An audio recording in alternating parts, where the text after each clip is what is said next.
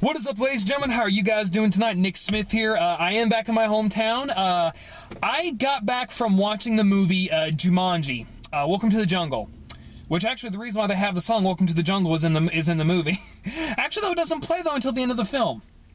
So when I first saw the trailer for Jumanji: Welcome to the Jungle, I was thinking that it was a remake or maybe like something. I didn't like it. I was like, okay, so they changed Jumanji from a board game to a video game.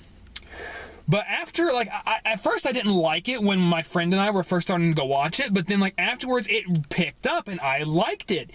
I actually really enjoyed this movie. I laughed. Kevin Hart was pretty funny. The Rock was pretty funny. Jack Black was great. And then the woman who plays the killer of men, she was okay, but it wasn't too funny. So the aspect of this movie is...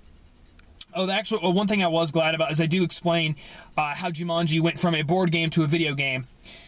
But so basically, like, what it was is, I guess, like, if whoever comes across Jumanji and if they, I guess Jumanji, like, appeals or like adapts to like whatever you like. So the character in this movie liked video games. So his dad found Jumanji buried on the beach, and he gave it to him. So he's like, board games? Who plays board games? Well, then all of a sudden it changes into this cartridge, and he, for some odd reason, he happens to have the system that the cartridge will fit on, which I kind of found ridiculous. I kind of felt like that was just convenience.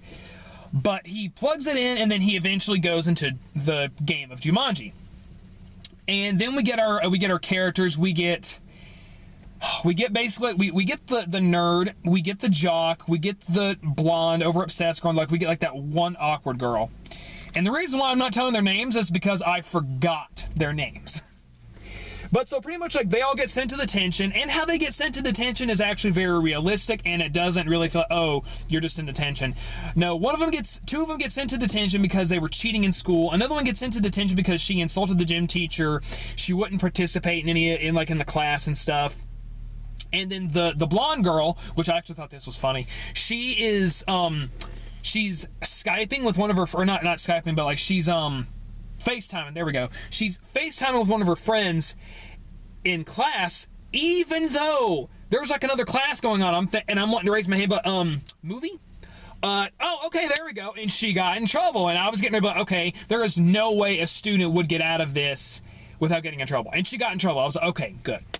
And then when they're all forced to work together in a situation, of course, like the trailer, they come across the Jumanji game, and they all pick their avatars, and then they each get sent into the game. Now, I liked this concept. I liked this idea because the whole entire universe of Jumanji kind of plays out like a game. So they each get like the strengths of their avatars, but like they don't really become them. They learn how to like use the skills and stuff like that. But whenever they interact with anyone else from the game, they act like it's a video game. So like when they go and talk to this one guy who's a driver, he repeats the same thing over and over because they actually treat it like they're inside a video game. And I thought that was done very well. The only downside that I had was the villain.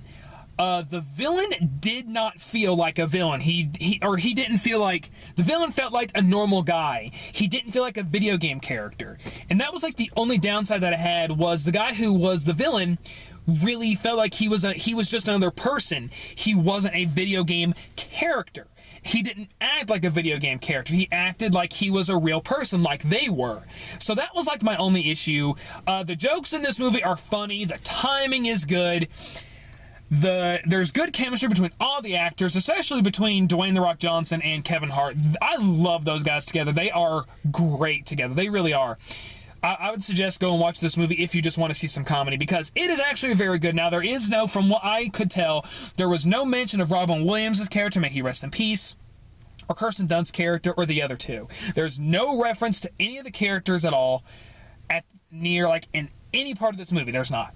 But it's so funny how, like, when they see who they are in their avatars, like, they, like, just start, like, noticing and, like, thinking about it, and how they're freaking out, like, oh my gosh, I can't believe I'm like this. Or the girl who was played by, or who, her character was played by Jack Black in the video game, he's like, where's my phone? Where's my phone? Where's my phone? And she was, like, the one character I could not stand, and I was like, oh, please just stop talking. Stop talking. Please. Please stop talking. There was some CGI, of course, like this, probably like this whole entire movie is freaking CGI. But some CGI was good and some wasn't. Now, another thing that I actually liked is they treat this like an older video game, like I said, and you actually have lives. And there's levels. So they each appear with like with 3 tattoos on their wrist right here. Well, when one of the characters dies, one of them disappears, and they're like, I think this represents life. So, and they did this one gag that I was really hoping that they would do. It reminded me of an episode of Fairly Odd Parents. For any of those who haven't seen this episode, there's an episode where Timmy asks his Fairly Odd Parents to make his video game harder and more fun and challenging. They do. Well, there was an argument between Chester and AJ, and it's like, we've only got 1 life left. And Chester's like, besides, I have 3 lives. And AJ pushes him and makes him even with them. And I was thinking in the back of my mind, I was like, okay, please kill somebody just to be funny. And they did, and I thought it was great. This movie was a fun popcorn flick movie. I do feel like that this is an okay sequel to Jumanji, even though the original scared the crap out of me. This movie didn't really scare me. It was a fun movie to watch. I would honestly go and watch this again. I am going to give Jumanji an A.